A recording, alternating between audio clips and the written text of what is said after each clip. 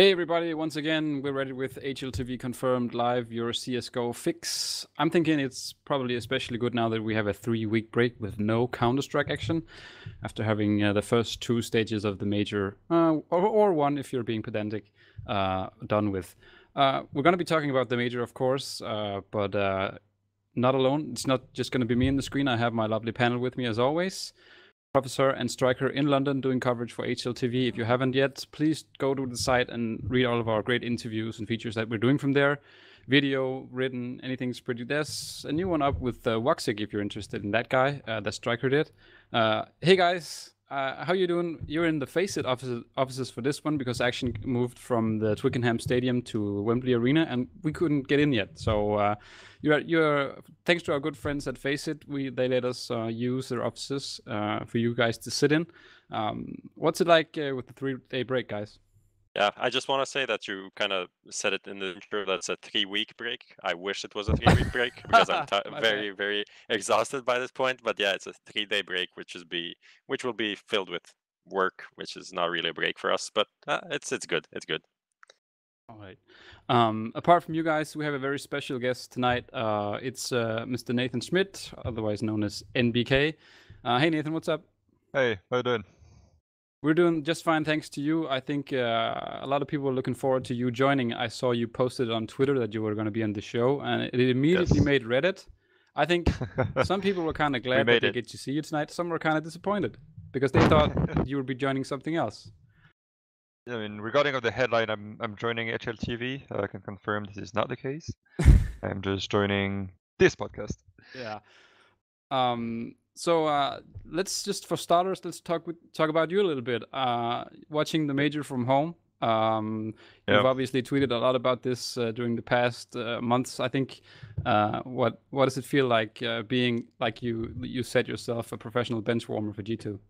Yeah, a lot of Counter-Strike watching, that's for sure. I try to step away also from Counter-Strike for some time in order to be able to come back fresh and motivated for any product that would come up. And yeah, the major is a real disappointment regarding the streak of majors that I had, being present at all of them. Here I didn't really even get the chance to fight for it in any way. And yeah, I mean that's the way it is, I've seen a ton of good Counter-Strike, great games, many things to learn from all the games, and it's also somehow good in order to improve and be like, oh, cool. No, you're not like head in it. You can just look at the game in globality, and as long as you're interested in the game, I think it's the most important. And that's what I'm doing right now, just watching and learning. So it's not like a bad feeling not getting to play yourself? I mean, yes, of course it is. I always want to compete. I haven't been to any LAN tournaments for the past 3 months or something like this, so it is very missing. But again, there's nothing I can do really. So I just try to make the best out of it, and again, trying to improve as much as possible using that time, and we'll see what the future holds. But regardless, it's far from the end for me, and just looking forward to the future and being able to play again. Yeah, like just so you know, I'm looking at the Twitch chat right now. There's a lot of hearts for you, as well as some puck champs, some hey guys. Okay. You have some roles in there as well. The classic chat. Yeah, remember everyone that you can ask your questions not only for NBK but for all of us about the whole show. Please do post your questions for us to discuss. We'll take some rounds with it, but also what pertains to the subject we're on right now. Can I ask a big question? Yeah, go ahead. How did you feel about Woxic's tweet? Oh, look, Woxic is a very authentic person. He's a very pure person, and that was an honest mistake. I slapped him in private. I was like, hey, you fucker, don't ever do that again. But no, Woxic is a good friend of mine, so no harm done. It stings a little bit, but I'm very happy for him anyway, so that's fine. Yeah, that tweet, like, oh, when am I gonna see you at the major? Like, when are you coming up? That was pretty awkward when we saw it. I'm like, what? Yeah, no. I mean, to be fair, I did it once with, so I guess it's just a fair payback. But I didn't think about it. But like, I thought that Forest was gonna be at the major. At one time they didn't qualify for it, and I was like, yeah, I'm looking forward to get the new Forest sticker and something. And I was like, oh fuck. And then I realized, and so it's kind of the same stuff. So it's alright. I'll take it. He All was good. so sad about it too. Like he was really, you could tell he was really sorry about it. Oh yeah, sure. I mean, no, I mean, there's nothing between Woxic and me anyway, so that's all good. Yeah, So, I mean, I just yeah. want to add that I'm kind of sad that at least, I mean, obviously the playing situation is as it is, but at least that we didn't get you as an analyst on the desk or something like that. I feel like that's a missed opportunity. Could have been pretty great, I think. You mean at the major? Yeah. Yeah, it is something that I purposely refuse myself, because to me, I'm still a part of the competitor group. And I feel that as soon as I step away from that too much, like for example, going at a tournament as an analyst, like purely for this or caster or whatever it is, I want to really, you know, not make that step yet, because I feel that as soon as you make that, you kind of lose something as a player. And I don't know, it's sort of mentality thing, but I prefer staying in my zone, continue playing every day, not missing a day, and watch from home while playing Counter-Strike on the side. So you were actually approached by some TOs, or? Yes, I've had some opportunities. I could not name right now, but I refused every opportunity as an analyst or something because, yeah, I just Yeah, don't feel like I mean, it makes sense, especially as the scene kind of functions and how other people see you. Like as soon as you make the step, as you said, people might just see you as someone that's moving away from CS, that's not good enough to compete or stuff like that. So it's having your brand as a player is pretty important, I think, in that regard. In that regard. Nathan, sure. we have an investigative reporter in the chat. It seems NBK was casting Katowice 2014 finals. Why is he pro now? That's a very good question. Now, if I were at an event and I busted from the event with a team, and then somebody asked me to help out for like a day or a segment, sure, why not? But not going to an event purely for this. That's the exact thing. But I evolved. I went from casters to player. It's not bad. When are you gonna be a coach like Yanko? That's way down the line, then I guess. Yeah, I got to go back to being an analyst on the desk, and then I can do it, I think. All right. So Nathan, the elephant kind of in the room, I think, also for some people in the chat. This one was posted in all caps, just so you know how important it is. When will you join your new team? Let's take this two-part, because that's a pretty open way to say it. This could be any team, I guess. But let me actually narrow it a little bit down, because there were some rumors about you making a new team, amongst others with ZywOo. They weren't confirmed in any way. Can you do that for us? HLTV confirmed. I cannot confirm anything because right now my future is completely uncertain. I'm still so contracted by G2. That is the fact.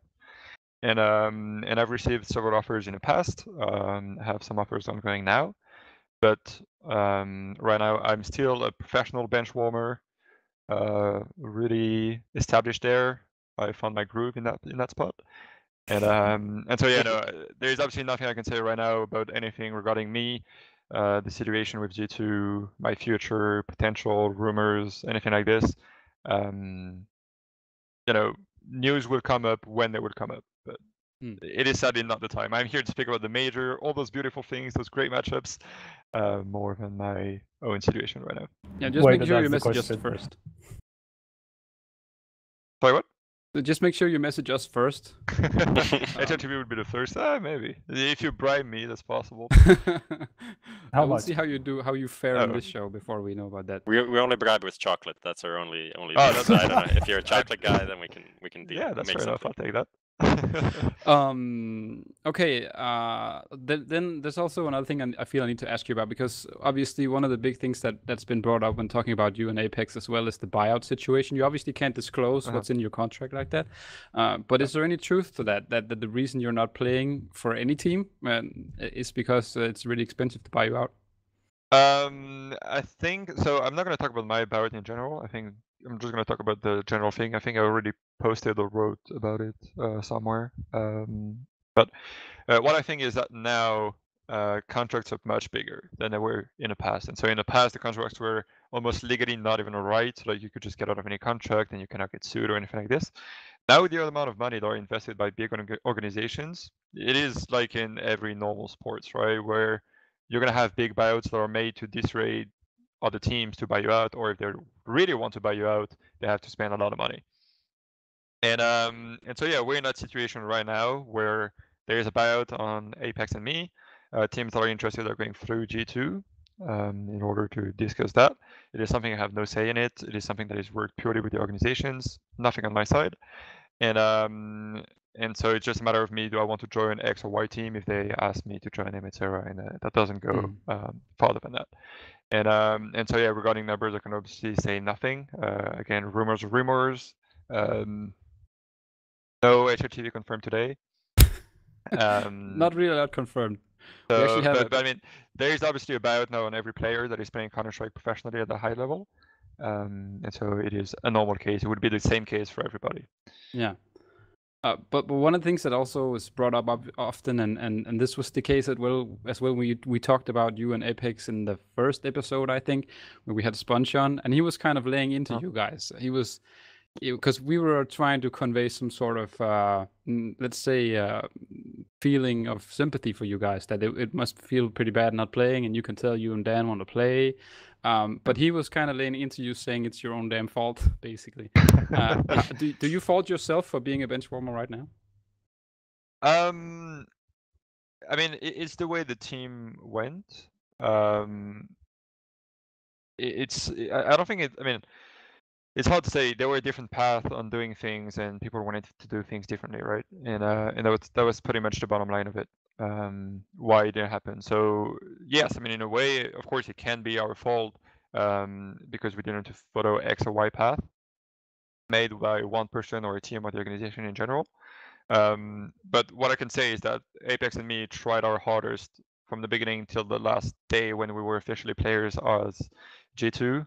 And to us, that's what matters the most because we're big competitors, Apex and me, and we want to give our 110% every time we play for a team, for a tournament, or, you know, yeah, just are part of a team. And so that's the thing.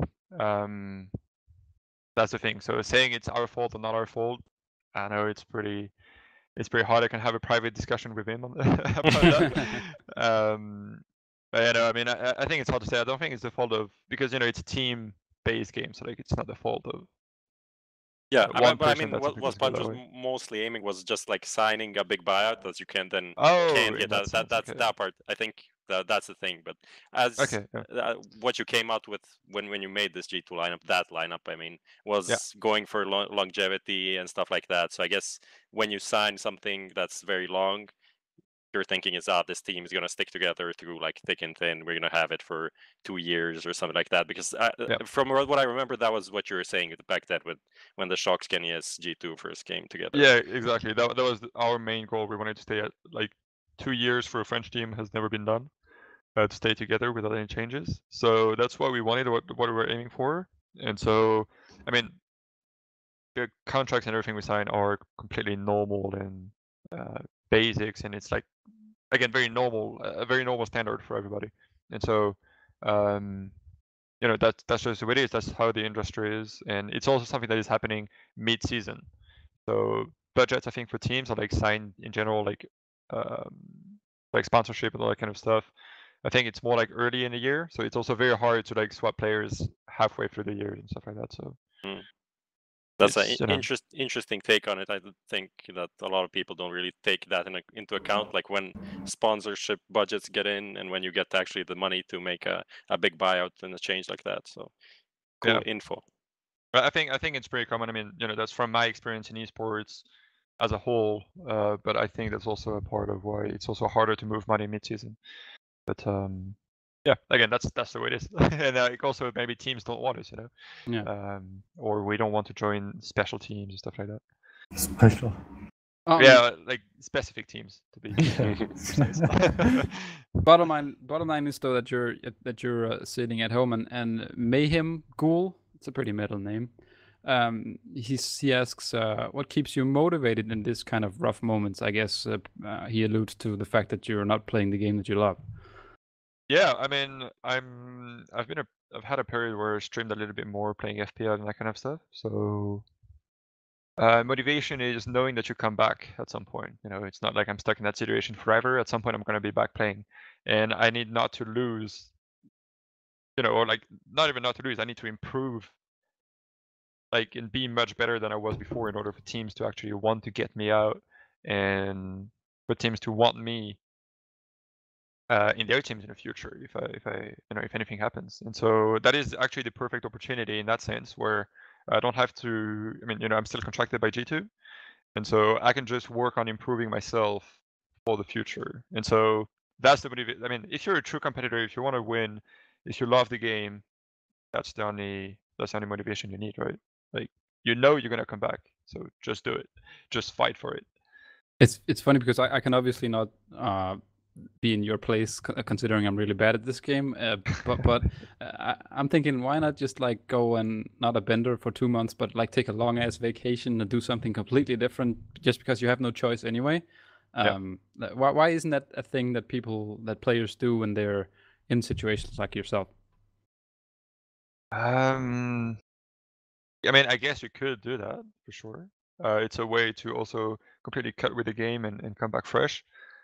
But with the state of Counter-Strike, how fast it is evolving right now, how many teams are very, very good, and like with different playstyles and everything, by watching just for example the major, you can learn so many things about general approach of the game, how to play clutches, small tricks, because the major everybody's going to show off everything they have. So I think it's very dependent to people, but I want to stay up to date with the game, play every day. I don't want to lose anything, and also, I like where I'm living. I like being at home, doing whatever I want, and so it's also it's just a different approach on the subject, I guess. I mean, you have a nice setup back there, like nice room with jerseys on the wall. It seems pretty cozy. I like have that.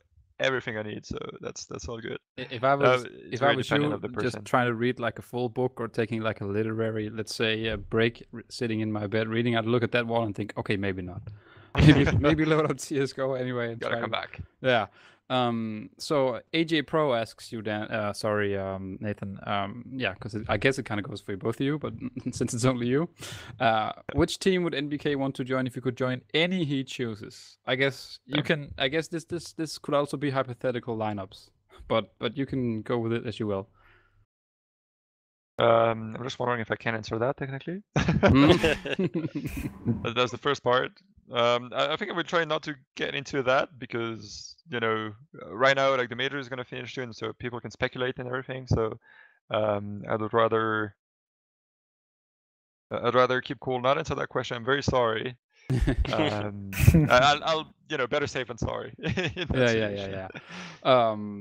Yeah. So a lot of people I can see in the chat ask, can you confirm that you're playing with Saibu? Can you confirm that you're team? Yeah, actually, I already answered this, just so you know. Probably people just coming into the. Yeah, that's fine. Yeah, that's just fine, tuning in. Fine. I see Kyo here as well, actually. Yeah, he's trying to spam the chat. We kind of see this every once in a while. People come in, troll you a little bit. Yep, that's pretty legit. Comments must contain actual like substance. Jonathan is coming to clean the chat, so watch out. Also in English. Remember, this is an international site. All that kind of stuff.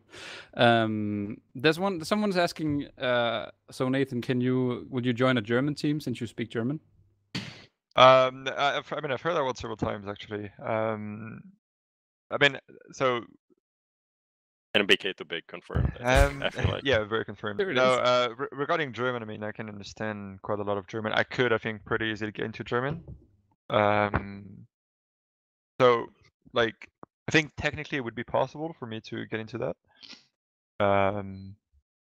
But I mean, again, like, it's on the table. It's a possibility, but I cannot say anything regarding all of that. But I could have the skills to speak German and join a German team. Yeah.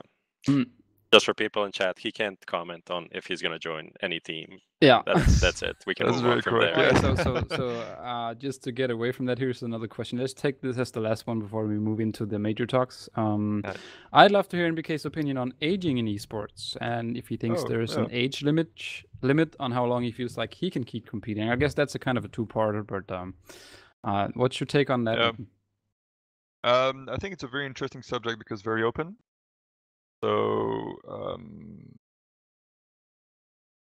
I think some of the best examples are In StarCraft 2, I think Jaedong is still competing at a very high level. He's I think he Korean, was so in it doesn't count. he was in a final of a major StarCraft tournament, I think, lately. Yeah. And all the fighting games players also, like a lot of them are actually pretty old. And so for Counter-Strike, the difference probably with Counter-Strike is that you need to be, so first you have to be in a team, the team has to accept you, and so your life changes, I think, in general. So your priorities can shift in your life. And so if you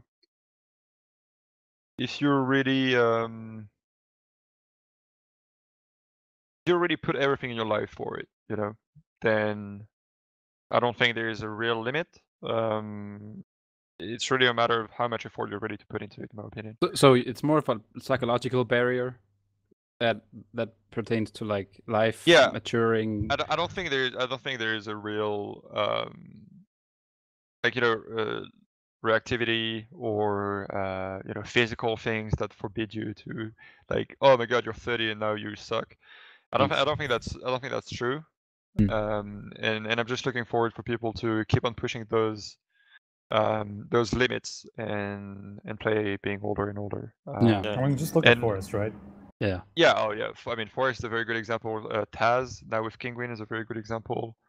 I mean, there's always the part of not even being as a fragger. You don't have to be that good to be in a team, as we see like Zeus and Edward as well are 30 plus, and Gabi is 30 plus, and Gabi has been fragging pretty well the last this event. I feel like, I mean, at least for an in-game leader, and at least for his standards. Like when you go back to like the Mouse Sports time when he was there with Nico, that was individually was pretty rough, and now he can hold his own. He can get multi kills. He can do a lot of things that back then he couldn't. I actually talked to Edward at this event, and he touched on this subject, like aging and stuff like that, and he didn't give like a clear answer, but he just pointed like to the direction of Astralis and how they play like as a team. And if you play as a team, then you can like go over a lot of these obstacles that maybe come with age. But it's as you said before, in these 1v1 games, I think the biggest difference is that you can even take a month off for something that you need and then just come back and compete at the next event. That's something you can't do in a team. You can't just say, okay, I need like a month off to care for my, I don't know, sick uncle or something and go back. I mean, maybe you can. We see the yeah, but and I don't think a lot of teams really feel good about that, and it puts your team in a rough situation. It's not a big part of the strats, right? Kerrigan said that there aren't many strats revolving around him. So he plays a pretty loose role in that regard. So obviously, if he's like an important piece of every single execute, then it's hard to do that. But it's perhaps even worse because you need to find a player that's individually smart enough that can do all those things on his own and really find the timings and all of that. Which I think you can maybe more easily put someone in a role in a strat than just find a player as they tried to find but didn't in the end to play like a solo role and do the smart thing in all of the situations that they require them to do. Okay. Yeah, I agree. Go ahead, Nate. I just wanted to point out that Odolf is a very hard person. I mean, the same as Kerrigan is saying very, very often, but it's impossible to replace Odolf because he's just such an excellent player, right? And on the other hand, I think what they did was pretty smart in a way that when they got Crewman for like those 2 months, they adapted their style. So that's big props to Kerrigan as well, because they adapted their whole game plan, and Crewman was actually playing very, very, very well with FaZe, surprisingly. Although Crewman, you know, is a very skilled individual, it was good to see him perform that well with them. So it was almost impossible to replace Odolf, but that's also why it made him possible to come back as easily, seemingly, is because he's such an excellent player, right? Yeah, the only remaining legend that's like made playoffs of every major. So Krim's faltered at this one, so he's the only one. That's the ultimate legend, as Peter called it, I think, was it? Oh, yeah. The ultimate legend, yeah. there's one thing we need to touch on, Nathan, just because I know this is supposed to be the end of our little status interview with you, but this could be something that people would be asking throughout this show. Can you ask him about the shirts he has on the wall behind him? Obviously, one of them being the France shirt. That one's kind of interesting. Yeah. Can you run us through them? Sure. I don't know if I can. Hold on. Let me try to put the camera on so I can know what I'm showing. But so for the bottom line, I'm gonna try to get away from it. So here you have the French jersey. So that was when we won in 2000. Okay, I don't remember the year, so I'm not gonna say shit, but, when we won the LAN event that happened with that was in TWC 2015 Serbia, I think? should be, because I won. Yeah. 2016 was the Turkey one, so. Okay, so 15 then, I guess. I trust your word. You're the journalist. Then you have Envy, LDLC, and Very Games. So like Envy and LDLC because those are the two teams I won the major with. So LDLC and Envy. Very Games because Very Games is Very Games. Start of my really start of my career for 4.5 years. Very Games. I think that's that's probably a lot of people being nostalgic when they see that shirt, right? Yeah, as well. And like the jersey was really nice as well. I really like it. Then you have. I'm trying to make it work. It's not that easy. You have Navi, legendary organizations. Always love them since 1.6. So that's the. Is that Seized? One of Seized. Is that Seized? Yeah. Oh. Then you have Virtus Pro. Again, I think there's no need to present them. Legendary, especially Neo. Yep. Yeah, one of the the color's greatest of all time. Yeah, the former color is not the new one, so I need to update it. Then you have talking about one of the goats out of Meister with Fnatic. I mean, they're all. I mean, I think all those organizations up top are like absolutely legendary, and obviously Get Right, that is also more than an excellent player. So that's pretty much it. I mean, I'm a fan of the whole discipline, as well as being a player. So I really respect and like the people that are competing at the highest level, and I think it's an honor to have them here next to my own jerseys. Comparing yourself a little bit, let's hope that you can do as well as a comeback as he did, right? Like as fluidly. Hopefully, yeah. Maybe not to the same old team. For anyone asking about that, because there are a lot of them, we already asked him a bunch of times. We should just put in a bot to like spam it in the chat like every 5 minutes. Will you be joining G2 or the new French team? Just stay tuned to HLTV.org. We have a report when best solution for all your Counter-Strike news needs. We'll probably have that one up. We'll probably have that one up. And maybe we skip it. I don't know if it's important anymore. Like watch that player. Didn't play in like 3 months. Who cares? Pretty irrelevant player anyway. So yeah. Only 1-2 majors. Like who cares? Well, those are. All right. Rick Sue asks, "What the fuck is the stream?" I don't really know how to answer that, Rick Sue. We talk about Counter-Strike for 2 hours. It's pretty great. We have NBK on, Striker, Prof. It's pretty fun. You should stay. Especially since we are going to be moving on to the next topic, which is, of course, the New Legend stage that ended last night. I know you guys went out and celebrated maybe a little that things are over with, at least for 3 days, guys. Prof, Striker? Prof? I have no idea what you're talking about. I know there was a nap this afternoon involved. That's all I'm going to say. From being overworked? I was afraid we were going to have like an immortal situation, but thankfully not. But obviously, let's talk about what happened in Access right there on the screen.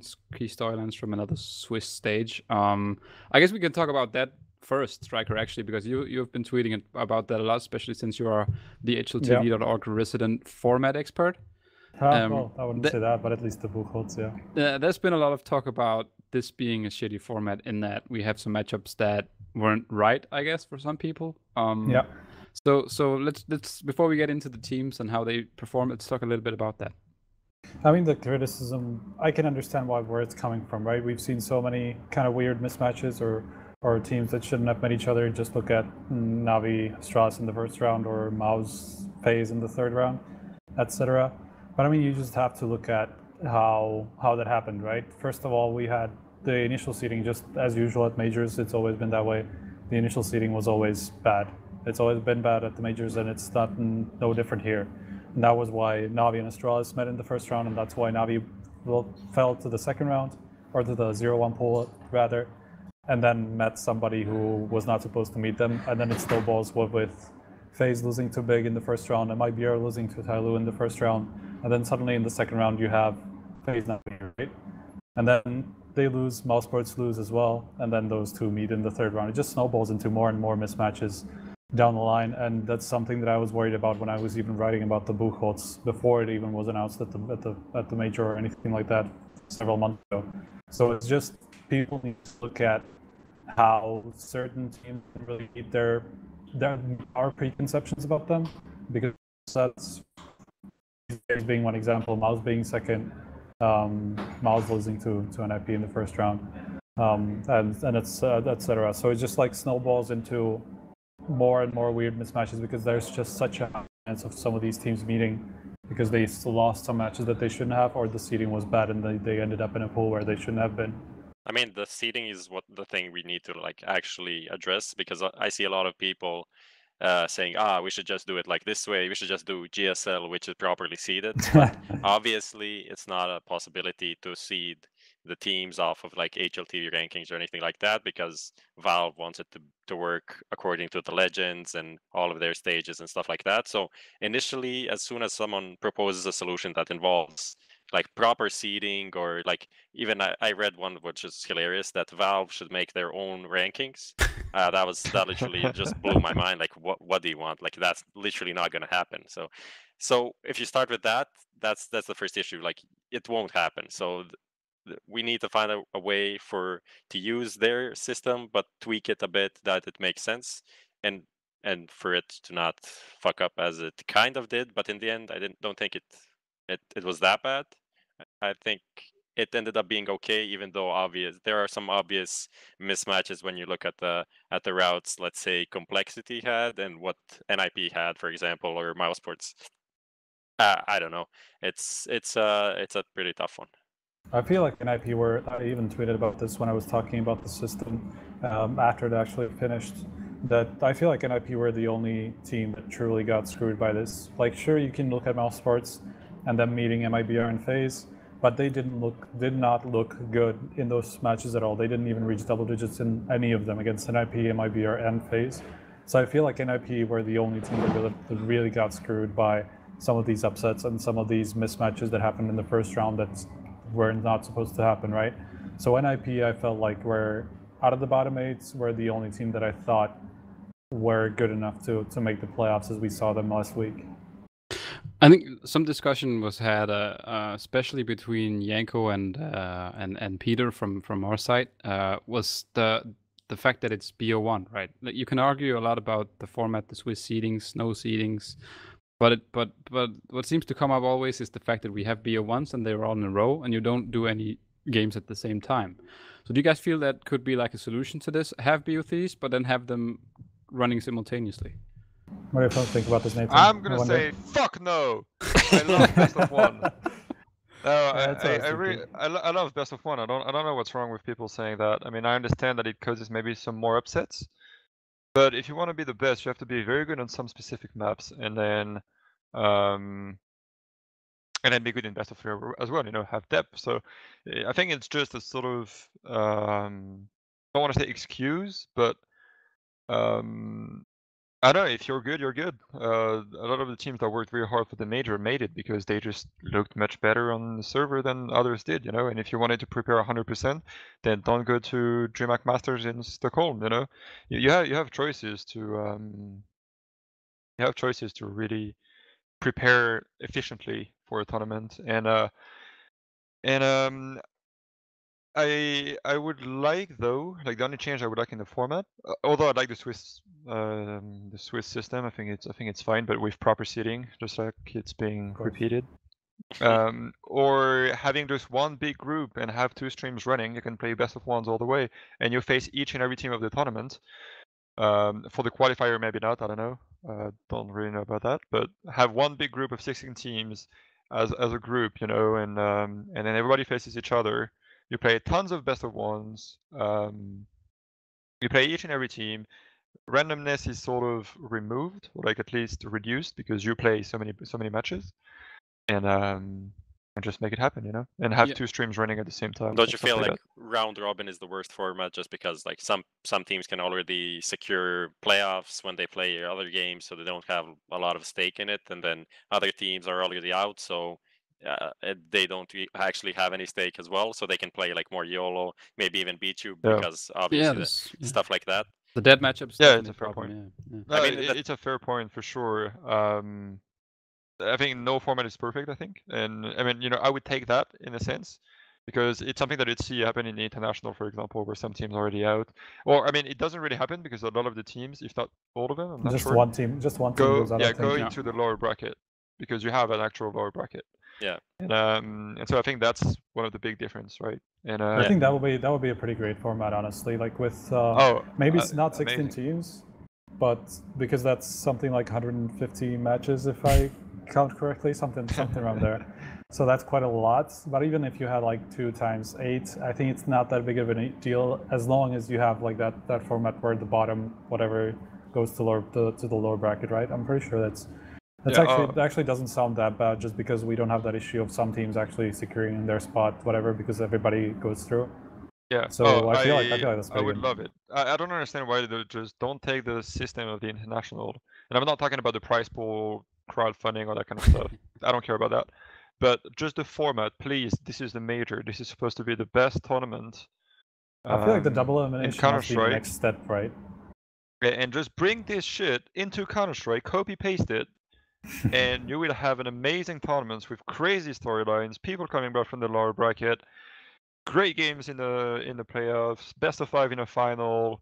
You know, please just do that, because it creates so many storylines. Yeah, It makes a lot of things great for a tournament, and I just would love to see some kind of improvement. Yeah, talking about the best of 3, like full best of 3 Swiss, we actually had that at Star Series for pretty 2 grueling. events, Yeah. and I've been to both of them, and those days are very long. That's 4 best of Yes. 3s times 2, so it runs so Incredible. long. So even if like one stream, like the first stream is short, then the other one isn't going to be. So that's 12-hour Yeah. days plus up to like 15 hours days for the whole week. And okay, for the players that might be like fine, they could roll in, they play one It is best of not. 3, but it also but also you can get, if you're playing the last game, that can start technically in like 6, but it actually starts at like 10 p.m. or something like that, and then the players start complaining because it's late and they're already sleepy and had their energy drinks like 2 hours ago or whatever. So they're not happy with that either. And I also, as we saw at that event as well, upsets happened there as well. Ago, NRG made the playoffs, so I don't know, some other teams that were there that were higher ranked. So upsets happen anywhere, even in best of 3s. Yep. I don't think that's that big of a deal. I just feel like the best of 1 issue is that you have teams that play literally like 3 or 4 maps and can go through, and then they'll come to the playoffs and they won't look good. And that's my issue with best of 3s. But even back when we had like GSL, that was best of 1/best of 3, you could still win the first 2 best of 1s and just go through. So it's not that big of a difference if you don't want to make it fully best of 3, which is just a lot of matches. And Yeah. also, as you said, like I enjoy the best of 1. The hype of the best of 1 is so good. I just enjoy Sure. watching those matches. The the international only- actually uses best of 2s in the group stage, and but that's also round robin, so that's, you have to take that into account. But they do best of 2s just to get points. Like the only problem that I have with best of 1s is I can understand it from the point of view of teams who play somebody like, let's say, Windstrike, or like Vegas Squadron. Let's say meeting Vegas Squadron, right? You have no information on them for the past 4 months or something like that. So you have no idea what maps they play. You have no idea how they play anything. So I feel like I can understand the point of view of those teams that meet somebody who they can't study at all, like they don't know anything about. So you just have this problem of not being able to prepare for that match whatsoever. And so you kind of have to play on your own game, and they can understrat you, and you have no idea what they're going to do. So in that case, I feel like the best of 1s could be a problem, just with teams that you can study and that you can prepare against, because we've had some of those teams here. So from that point of view, I can understand it, but generally, I feel like as long as you can prepare for it, then you should just suck it up and play the best of ones. I do agree with that. Yeah, but that's also the issue with the format that we have now, that you can actually not play a map for 4 months and be in the legend stage or whatever. True. So that's whatever. Yeah, it ties into it. Yeah, 100%. Yeah, I think that's a fair point. Yeah. I want to ask you something, Nathan, now, because one of the questions or one of the solutions to some of these problems that I also think might be considered more is having games played simultaneously. Like, obviously, you'd eliminate some of the time problems, especially when Prof has to work from 8 to 2 at night because it's 4 BO3s. How would you feel about that from a player point of view? And I guess also a little bit about an org maybe having problems that you wouldn't be able to watch a team, or you'd have to choose between maybe 2 French teams if we were so lucky to ever have it. How do you feel about that? Again, maybe. If I wanted to contrast with the other, I would say, fuck yeah, double streams. Because to me, it would just make more matches happen, and then we can have 2 groups of 8 teams and play only best of 1 and have both streams at the same time, you know? But I think the main issues that I've heard about this are having talent for both streams that are going to have long days because you're still going to play a lot of games. Like all the talent on air, casters, analyst desks, all that kind of stuff. I'm not sure how Dota does it because I'm not a big Dota watcher. They have all the talent. They have basically like 45 people or 50 they leave people out on streams. It's always a big thing when they announce the talent for the international, because you have 3, maybe 4 of the tiered 1, 2, 3 casters that are left out, and it's always like really a lot of sympathy for those guys, right? But that's how they do it. And then they had the fun part was, I think, Machine. He'll be agreeing with me on this. The problem was they had a mainstream that shifted between all the games, and it never went right. Okay, yes, yeah. All right, so but yeah, I mean, so just to finish on that point of the best of the dual stream, I would love it to happen because that means more games. And so yeah, what I heard that was not good is like organization would not be happy because that means less viewers in general for maybe that are shared between both streams. And on the other hand, yeah, more talent, so requires more money and that kind of stuff. All right, let's move on to some of the teams, or let's talk about a little bit more about the actual Counter-Strike that we did see in Best of Ones almost exclusively. Well, there were some Best of Threes, and let's start with one of those. I want to talk about FaZe first off, because obviously they were one of the more interesting teams, almost not going through and in the end clinching it. With some pretty interesting changes to the team, not on the roster, but with who's calling. Prof, you talked to Nico. I guess it was last night. I guess it was. I guess it was. Yeah, it was. it was actually yesterday. Yeah. Yeah, that's true. And he revealed something that, well, maybe was a little bit obvious if you were watching the games. But you were there, right? I mean, it was pretty obvious that he was calling at the end there. Yeah, I mean, depending on like what I have to do, so sometimes I just go down and like watch games and listen to comms and stuff like that at these studio environments. It's pretty cool. But I actually didn't go for the FaZe game against Mousesports and the other one. But I saw Sponge's tweet. I just like DM'd him like, what's going on? It's like, it's obvious. And then I came down for the last game, and it's literally, you can see that he's calling. So they're like trying to hide it at the beginning, like Rain with like cryptic comments, like no comment, or we're trying new things. That was pretty funny, but because it was pretty obvious. But yeah, they just came out with it, and I can kind of understand why and how. I mean, Nico just explained it pretty easily. They're playing like shit, and they just needed something new to just shake up the team, get like fresh energy inside, and they went for Nico calling, and I think that's an easy solution, like quick fix, a bandage just for this major. I don't know, but how it will develop, it's a pretty big question mark moving forward. I want to bring up something on the screen right here because our Danish sister site Dust2 wrote, I guess, a rewrite of your story. So for those of you who can't read Danish, it says Nico, new caller in FaZe. The chair is burning under Karrigan. I don't know if that's an expression in English, but I think it makes sense for even if it doesn't. Yeah. So then Karrigan responds with this image. He likes he's a funny guy. Yeah, he likes his tips too. And then Sonic, of course, with the little at the he's on there. What do you guys make of this? I mean, I saw a comment one place that was like, well, FaZe thrive off change, but maybe this isn't really something that's good in the long run. What's you guys take on this? I mean, it's obviously not a good look for Kerrigan at this point, but then again, it could just be literally what Nico said, like the team trying to, I don't know, get into a different mindset for a second and then figure out what's actually going on, what's happening at the tournament for them, because they went 0-2 and they didn't look very good in either of those games as far as I remember. So I don't think this necessarily means that Kerrigan will be out at any point after the major, even though if they screw up here, it could happen, like who knows. But it's generally where things like this can start, right? When you stop believing in the in-game leader and try to make somebody else do it, and that this is where teams started or that team starts to think about, well, do we even need this guy if it works out with Nico? So it's just a dangerous thing, but it doesn't necessarily have to mean something at this point.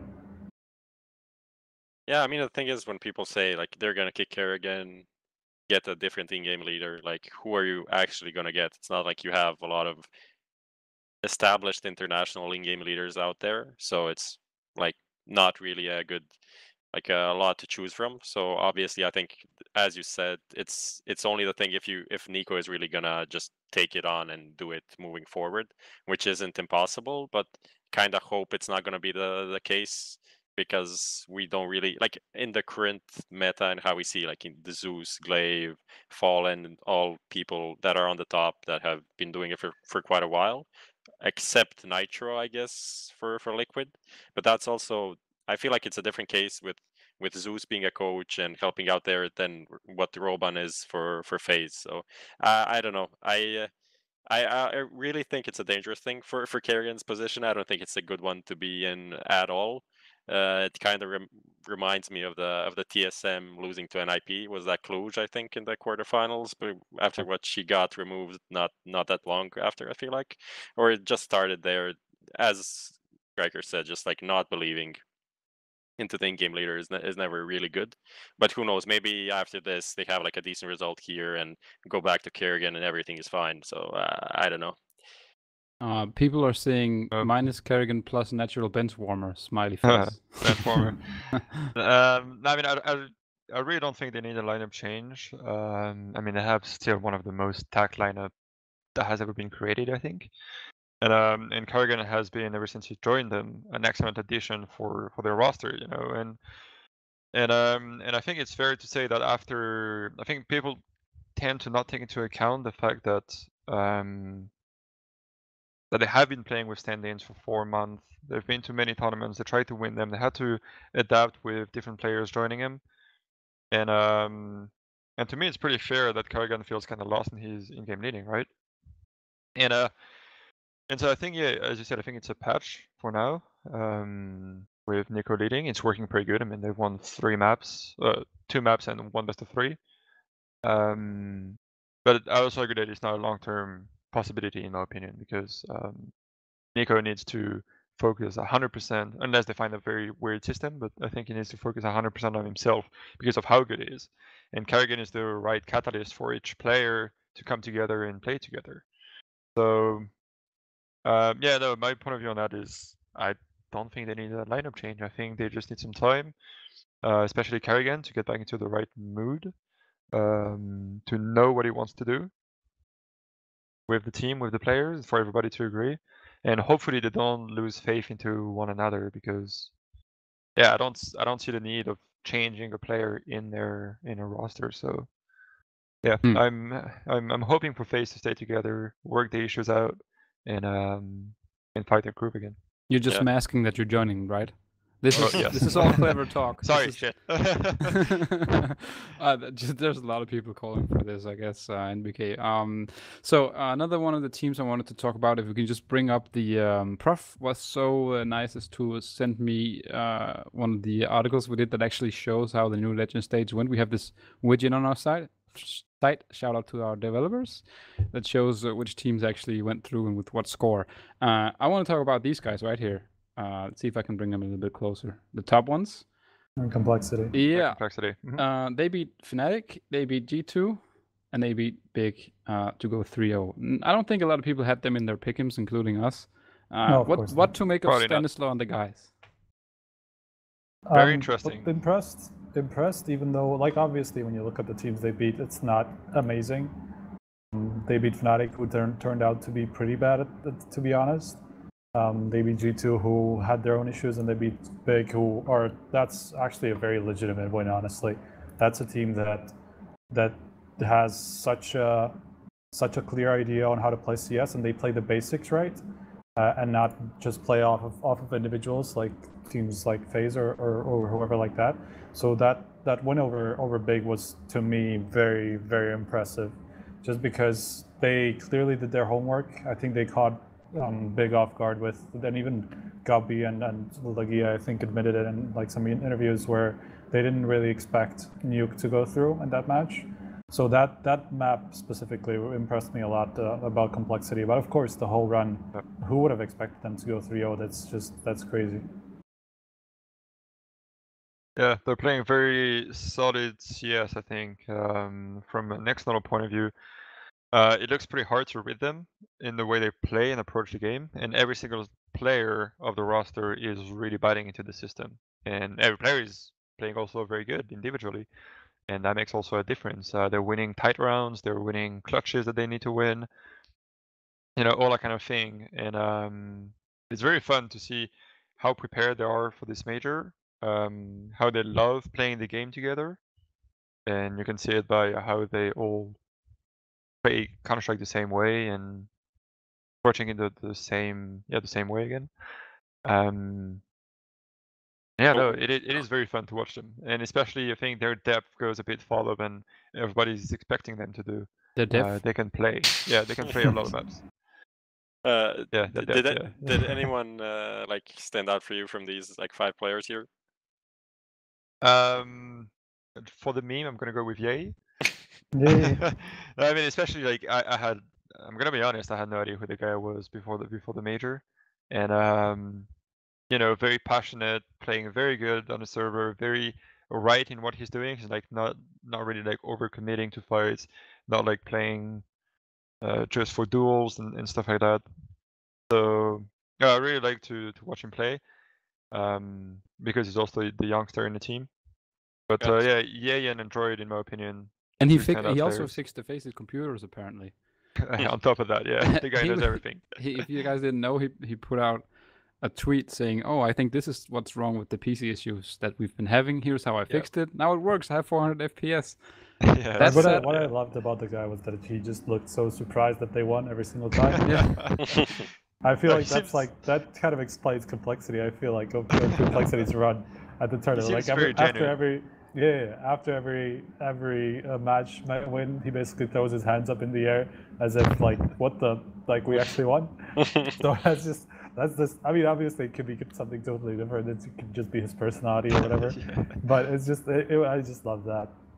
Yeah, great guy. And also to touch on the team in general, I think they remind me a lot, in Stanislaw and the team that he was leading reminds me a lot of our version of Envious with Happy back in the days, where we're playing pretty simple Counter-Strike, pretty basic, and just with 100% faith into it. And making it work. And Complexity reminds me pretty much of that. They don't have like crazy game plans, but they're very mobile, playing simple Counter-Strike, relying on simple ideas, and then killing everyone. So. And VK joining Complexity confirmed. Of course. This is getting better and better, honestly. Every time I'm going to talk about is going to be I joined them. So who do you want to talk about? Let's put that to you then.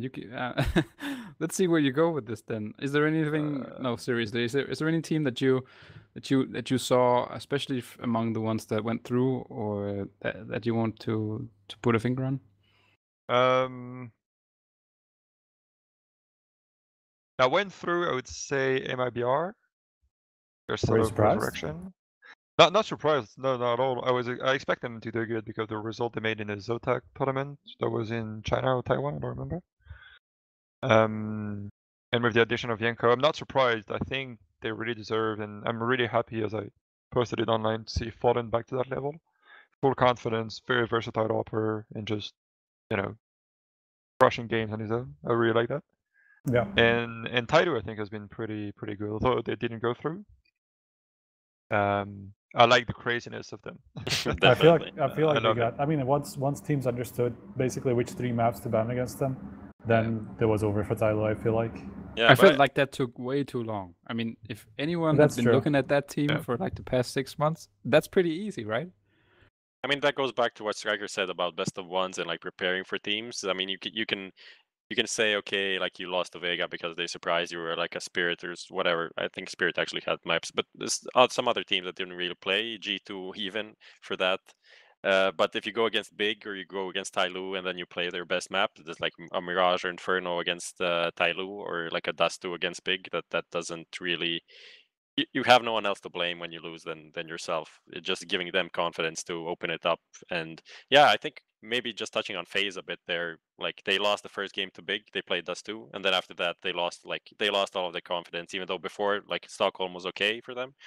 So that's just one thing that can really spiral out of control that you shouldn't really be doing.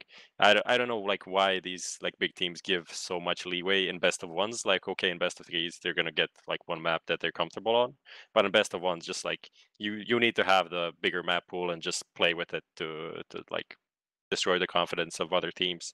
Tyloo on any map that's not Inferno, Mirage, or Cash to a degree didn't really show anything, and finally people figured that out, just banned it and beat them. But at the same time, I feel like people are sleeping too much on Tyloo because they've been having good results for a long while. Like he even broke into the top 10 shortly for HLTV. So I don't know why people are so confused when they made it to the new Legends stage. I think that was like expected to happen. And yeah, but that's where they kind of belong. It's like between like top 8 and top 16. I feel like that's just where they fit. Yeah, craziness only gains you to 1 point, and then that's when you have to start controlling the game. But yeah, they're a bit too crazy to be very stable, in my opinion. I mean, that's just like if you can just listen to the communication and you can really quickly realize that this is going to be hard for them to kind of move past it and adapt, like mid games, mid round calls and stuff like that. And Bented is also like a new in-game leader as well, and you can kind of tell that from his interviews. I think I did one with him in the previous stage, in the new challenger stage, and you could even tell kind of how inexperienced he is at that role. He got surprised a few times mid game and just wasn't really sure what to do with it, and things like that. So it's just like all those things together, they're gonna have to overcome that. Communication, I mean, especially, but that's probably gonna take quite a long time. But even like him trying to be better at adapting mid game and etc. All right. Taffy the Muppet says to each of you, most disappointing team of the entire major. Let's keep it to the legend stage just for continuity. You guys want to touch on any teams that maybe disappointed you that didn't go through? I mean, for the first stage it was Renegades definitely, but that was last week, so we can go on to this one. But here, I guess it must be actually Fnatic looked so bad, really looked bad. And Mousesports obviously going 0-3, that was a disappointment. But the way Mousesports at least played like good teams, Fnatic like lost to, I don't know, the way they played against even Hellraisers and Complexity, the first map 16-4, I think they lost, is just like not good. It just feels like basically Fnatic had the roots to go through to the playoffs without too much trouble. They met Complexity, lost to them, met Moonstrike, that was a pretty obvious win for them. Met Vega, won again, and then they made Navi, of course, that's a hard matchup. Barely won against Vega. Oh yeah, that's true. They barely won against Vega. 2 JW clutches, 16-14 and a comeback. So. And then in the last round, they met the lowest ranked team, basically HR. So that kind of tells you how Fnatic, even watching the games, of course, like you could see how they had like some weird decisions. Some of the individuals really. It just wasn't anywhere near to the Fnatic we know, where they are really good at situations like 3v3s and stuff like that, 2v2s. They had none of that. I was so surprised that even that didn't stick with them. It just felt like there was some like internal struggle, and even We could even see that from kind of their reactions and stuff like that. So it's just like that was a surprise to me that how bad they were. But of course, that kind of ties into their confidence back whatever how many matches in a row they lost before they actually won in this stage in the second round. So it feels like it's just a lot of confidence, a loss of confidence, and just a bad chemistry. It feels like. And then there's obviously the whole Draken thing, right? Some of it banter back and forth. I kind of liked it. Him against like the Sis. Prof's tweet kind of like summed it all up. Oh, yeah. Like you beat up what was it? You beat up the. Yeah, let's not just like recreate tweets. Like the genius has to come from the moment. I can't remember it now. True. So, but yeah, I got some like fucking Reddit karma. So that's good. New followers. Thank you very much for that. Like my shit posts finish up on Reddit like normal posts. No one cares about that. So thanks. Like great interview with Simple, the best player in the world. 10 upvotes. Shit post 600 upvotes. Yes. Thank you. But yeah, that's how it works, I guess. But yeah, except that, I think like looking at the teams that went out, like Winstrike, like I'm only like Cloud9 barely beating Winstrike. That was, if that didn't happen, I'd be very upset by Cloud9, even though they looked pretty bad, but expectedly bad. I think that's how he kind of described like what they're gonna do. Vega went out, but they kind of played okay. I don't know. I'm okay with that. Oh yeah. G2, like I don't know. We need to touch on them. Your Frenchy buddies coming into the event. Like we don't feel good about our map pool, and then Shock saying they have like 3 to 4 maps, like kinda okay. Like that. How can you come in a major like 4 months in and have kinda okay 3 to 4 maps? That just doesn't make sense to me. Yeah, touchy subject indeed. French persons. No, but and your active team as well. So I'm not sure like how much you can disclose or comment. Just to touch on Fnatic, pretty disappointing as well. I expected more. I think that's the thing, right? If you're disappointed, it means you expect things from the person or the teams. So I expected to really see a Fnatic with something different, like some craziness that they used to have, because that was a little bit how they were back in the day. But they had a lot of confidence, running around, winning great clutches, JW jumping around, flush out the crazy clutches, crossing smokes, all that kind of stuff. And I feel they kind of lost this part. Like they're not all on the same page, and maybe it's some like the system that exists wants to put within the team, which I think is not necessarily too bad because they're excellent players. But yeah, like something feels off about their team, and so it's hard from an outside point of view to actually, pinpoint what it is. They know better than us. But yeah, what about disappointing G2, on the my results. friend? What about G2? Second Mouse. I'm just gonna take in the order that we talked about. Second Mouse. Yeah, disappointing. Expected more because they've been doing so good for such a long time, and again, it looks like something is a little bit broken. Like individualities are not working well together. So disappointing because they're a very fun team to watch. They bring something special. And all the players again are like very good ones. So yeah, I mean, like Mouseport's streak kind of ended when they replaced Sicko with Snacks. So I feel like that makes sense, and in a way that was like when they made a change. After they made a change, I actually talked to Chris J, and his reasoning was like, now we are starting making the playoffs all the time. I think they made 9 or 11 playoffs, something like that, insane in a row since they added the Sunny and Sticko. But at that point, they just weren't happy by just making playoffs. They wanted to like do more. So I guess that okay, we want to make a risk. We're gonna get the new player, but it's kind of not paying off so far. But obviously, it's a big change. Yeah. It's a very big change to have like Snacks instead of him, and just Snacks playing in an international team after being with the Polish guys for literally since CS:GO came out. So that's it's a very big change for sure. And right now, results-wise, they don't have the same results that they had before. But I don't know, maybe it's too early to judge. But it's disappointing because we expect them to be very good, right? To be among the top teams. So yeah. And last but not least, G2 that we talked about. Again, I think I expected more from them. Knowing existence because I know him very well. Been playing with him for a very long time. I expected them to be really ready And although you can see that some phases of the game were very controlled, and they knew exactly what they were doing, and they could not lose the round because it's Exe style where he plans the rotations, he knows that doing this and that will make you win the round every single time. On a lot of the basic of the games, how to take control of the zones.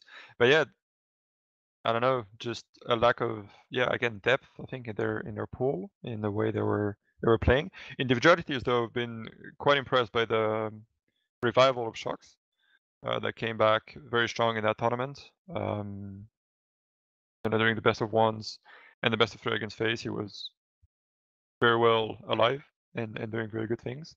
Because I don't think I've been more disappointed by their game plan and what they wanted to bring into the game more than their individualities. I think they were fine in that regard.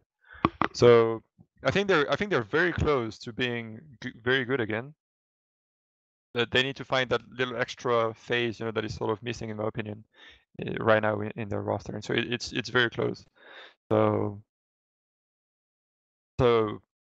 yeah, I really thought that they were going to make it to the playoffs because I expected a bit more from them, but they just fell short in the end, which is sad for them because I want them to, I don't want them to win major. I'm not gonna lie. I don't want them to be like the big winners instead of me because that's my competitive side, right?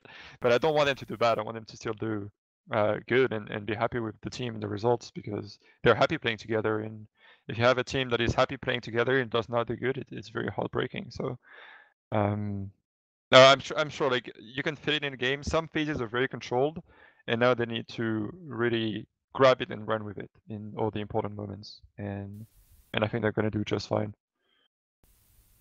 All right, guys, let's Striker. You're just noise. You're just noise. Yeah, these guys are seated next to each other. Someone was asking about that in chat, actually. Are these guys next to each other? Maybe. Yeah. There's also someone who wants to know what shampoo you use, Prof. I don't know. Should we get into that? Maybe DM me on Twitter and I'll let you know. I don't want to give out shout-outs for free.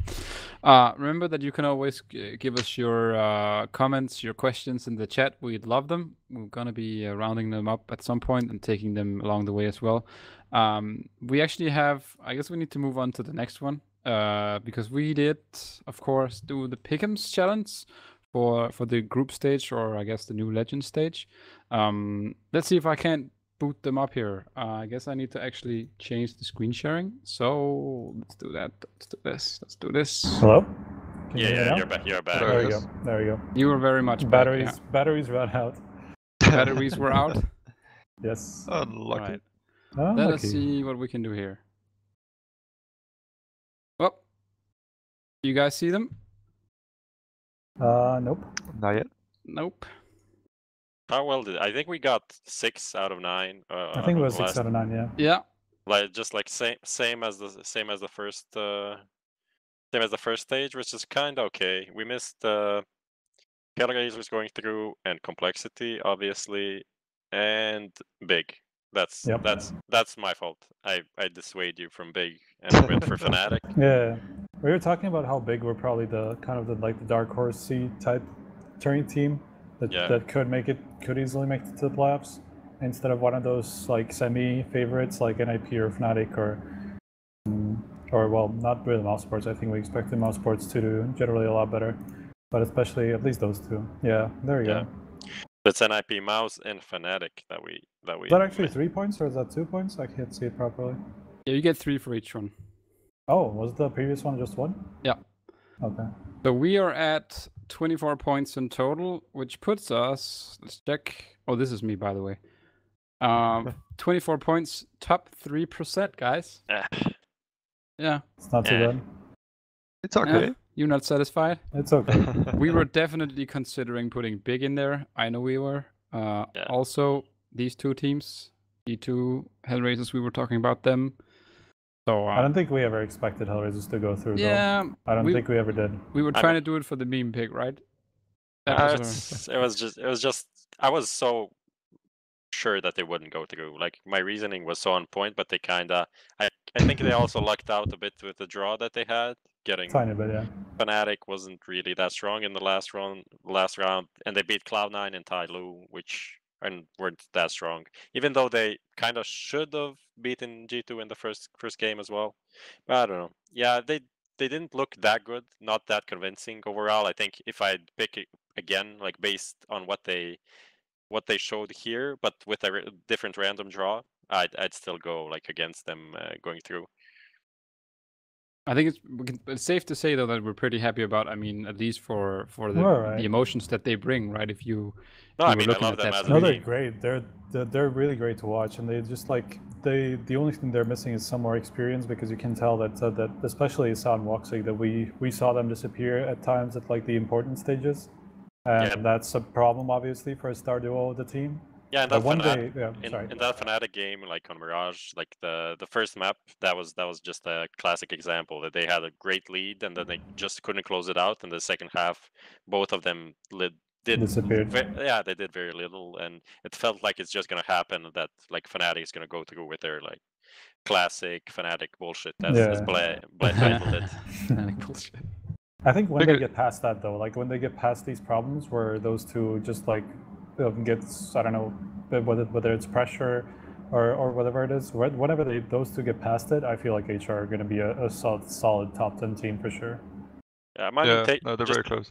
just take into account how little they've been playing actually on the top level. They came into the team. I think their first big event was last year, Odense ESL Pro League season, whatever, final season 6. 6, yeah. 6. Yeah, which was in whatever end of the year. So not even a year on top level. They missed a bunch of tournaments because of visa issues. So they Yeah. have a bright future, I think, ahead of them. Yeah, Isa has been very impressive in the way he rose. Like at some point he was just average in the team, not really showing much, and I don't know, there's been something that changed, and now he's consistently putting in very big numbers, and I think he's been a big difference maker in their roster. I mean, obviously the two big ones are Woxy and Isa, but yeah, they're a very funny team to watch, and they were on the edge. Like it was that kind of team. They were on the edge of actually making it through because, because their plays, you can see that their play is not like polished 100%, and that's also Yeah. what makes their strength. I mean, I love they put up videos from their communications, which Yeah, I just yeah. love. I saw it today, but I didn't get to watch it yet. Yeah, they I think it was their elimination match against Gambit in Stockholm, I think. And I mean, the opening of the clip and the opening of that match is basically just we go wreck them, rush B. Yeah. It's just, I mean, that's also why it works, right? Obviously, like Bondik said, I think in your interview with him, I don't remember who of you it was, but like we're emotional. We love to play emotionally, and obviously that's why they do good. I mean, at least at this stage, right? They kind of feed off of that. Yeah, but Yep. it also comes with a bad side that like they get too excited and they forget stuff, like they forget to throw a smoke, or they forget like what the opponent is doing, are they eco and stuff like that. So they lost a lot of these stupid rounds that then snowball into like close, very very close games. But I think if you go through their history for the two stages, they probably have like negative round win ratio because they like everything they won was 16-14 or an overtime. That's Is true. like talking to Jonta, I like think their they played coach. 8 overtimes. That's pretty Played a disgusting. ton of him. It's crazy. Yeah. No, I talked to Jonta, their coach. I'm like, Calgary just better get you like a hair transplant or something. This this isn't good, man. Tell him what shampoo you use, man. Maybe that'll work. It's actually like it's good for hair loss. That's what I have. All right, so we're going to come back to the screen, obviously, because we're also going to be doing the pick'ems for the next stage. But before we get to that, let's talk a little bit in general more about the teams that we then have in the top 8. Obviously, some pretty big names, and also some, I guess, some surprising ones. Something that I was thinking about. So how do we actually open up this discussion about the champions stage or new champion stage, guys? We're at a point right now where Smooya actually has a just maybe not as big a chance, but he, alongside Guardian, has a chance to win his first major. This is where we're at right now, and he's the highest rated player, right? He's like 1.5, I think. Yeah, he's been playing pretty sick. That's very high to up. be fair. One of the most surprising signing of this year, and also one of the most efficient because it's been Looks like working it, yeah. very well for them. I mean, I've been talking to Big, and they're like, we're just breathing and living CS, and that it just shows. Like, you can tell how polished everything is, and of course sometimes it doesn't look that way. Sometimes they really don't follow whatever they had planned, and sometimes they make some individual mistakes, or some players disappear every now and again. But generally, their game style is really impressive, and just kind of reminiscent of Astralis, with a lot more like team flashes and stuff like that. I mean, they talking about confidence, like FaZe lacking confidence, other teams lacking confidence. Big have so much confidence in their play and in their team. Like, I've never heard someone propping up their in-game leader so much as they do. Like, literally, whenever you start talking to them, it's like, Gabi this, Gabi is the best, Gabi has a plan. They have like so much confidence in the way they're playing that it's naturally gonna bring results, which is like just great to see. Yeah, no, that's a fair point. They're one of the most confident team of the tournament for sure, and that can bring them very far. But I think team are going to start studying them. This is it right now, right? This is the buck stops here, I guess, doesn't it? I feel like they have a reasonable chance. I'm not going to say. Who are they facing? Navi. Oh, Navi. Ooh, interesting. Yeah. I think. Well, we've seen Cologne, right? We've seen how bad it went in Cologne, but I feel like they'll learn from that, especially. I'm not going to say that they're favorites. Not even close. It's obviously Navi. I'd give them some like 65% to Navi, but I feel like Big have a reasonable chance of taking that. Honestly, I think they've just been impressive. I mean, looking at the underdog matchups, Hellraiser's Liquid, Complexity against them, MIBR, I think Big has the biggest chances to upset Navi. Yeah. And not because Navi is bad, because I think Navi is pretty solid. I actually feel like they're gonna win it. I don't know why, but Big has been like, out of these underdog teams, the one that showed the most overall through these like 2 stages that I feel. I won't say I'm comfortable saying that they'll go through, but obviously they have a chance. But it's a rough draw, especially because they lost to them already in Cologne. So Navi probably will go into that a bit more confident and as the favorites.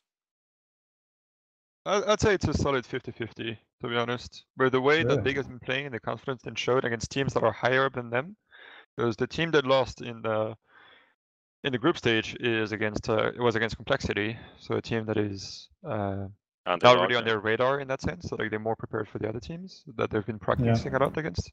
So that's why I think it's a pretty solid 50-50, because Navi are obviously an excellent team, but Big would be prepared for them in that regard. It's definitely a big clash, though. Like a clash of styles. Yeah. That's gonna be. It's just gonna be a weird. I feel like it's either gonna be really one-sided, or it's gonna be super close. Nothing in between.